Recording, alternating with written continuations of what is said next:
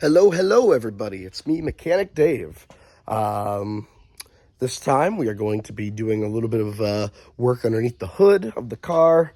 So let's show what we got. Let's just open this up. Ooh, what do we got here? This is a Megan. We'll call Megan. This is a Megan Racing strut bar connector. What is a strut bar connector, you ask? Well, it is a bar that connects the struts, obviously. So, three nuts, put it down, bolt that on, boom, nut, Allen bolt. Pretty easy. And the nice thing is they gave us stickers because we're autistic. And the nice thing is, although it wasn't entirely needed, they gave us instructions. So before we get started, we've got to make sure to read the instructions. Megan Racing, race spec strut bar installation. Step 1, make sure your car is parked on a level surface.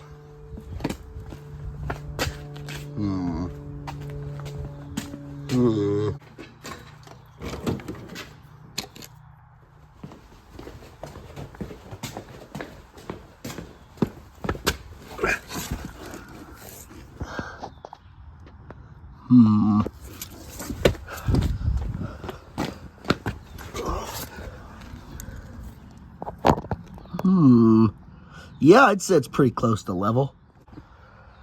Step 2, apply parking brake and make sure your vehicle is in park.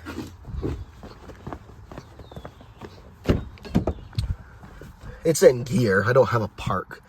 And this doesn't work, but we'll put it up.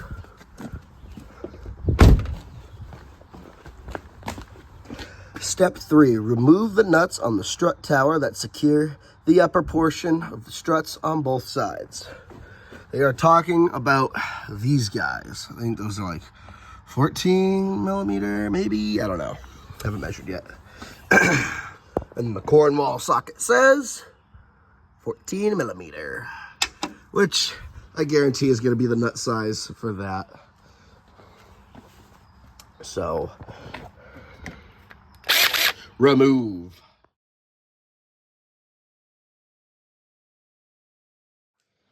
So here's where I'm slightly retarded. Actually, there is no slightly about it. I saw 1, 2, and 3. And I should have known, because it wasn't a nut, it was a bolt, that this was not what I should have taken off. And it's actually the ground to chassis, one of the grounds to chassis for the battery. I have broken the bolt that holds my ground to my battery. Whereas if I just lifted up the wires for the underglow, I would have found the other nut for the struts. So that is now something we have to fix. What an idiot.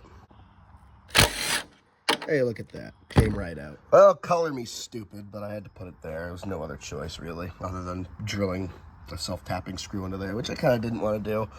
It just bolts right on. But that is dumb. That is why we pay attention. Stupid. Step 4, remove the end brackets from the strut bar and place them onto position over the strut bolts, making sure the brackets facing one another on the same level. You may have to slightly lift the car off the ground to remove weight from the struts, but do not lift the car off the ground as the struts may fall through. This is why we're not doing it on the lift. Also, there's a Bronco inside. So these are the brackets they're talking about. And all they're going to do is go right there, just like that.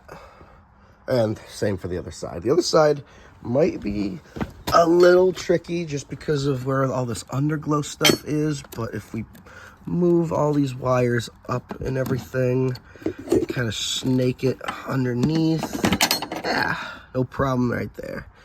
And obviously it leaves the nut exposed for our new fucking battery hold down.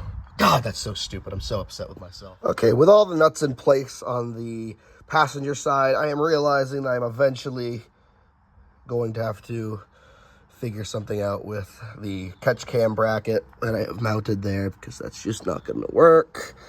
Maybe a self-tapping screw right therein will do the trick and keep it where I'd like it.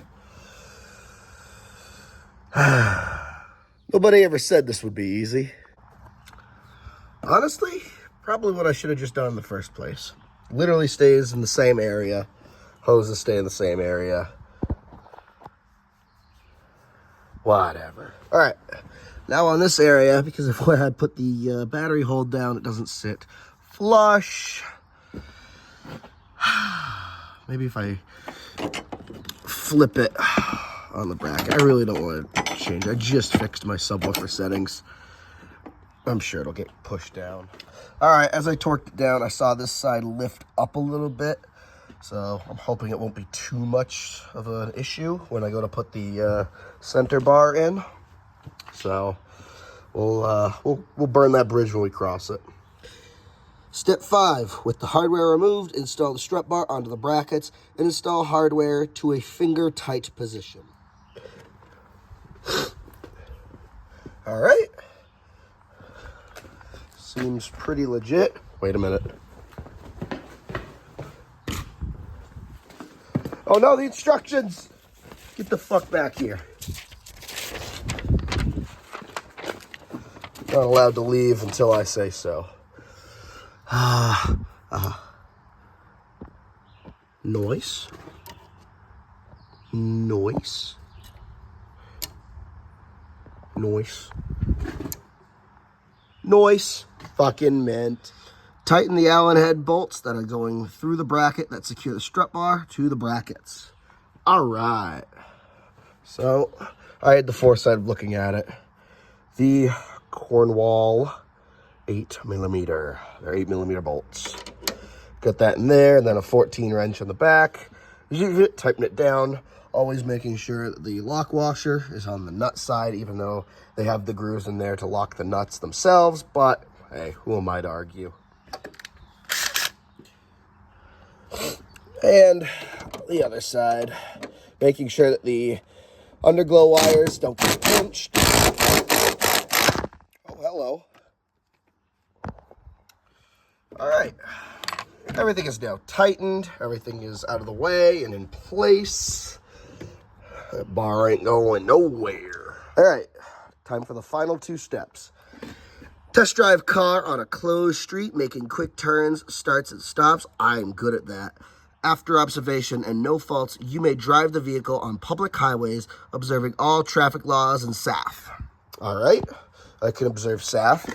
And lastly, ED precautions.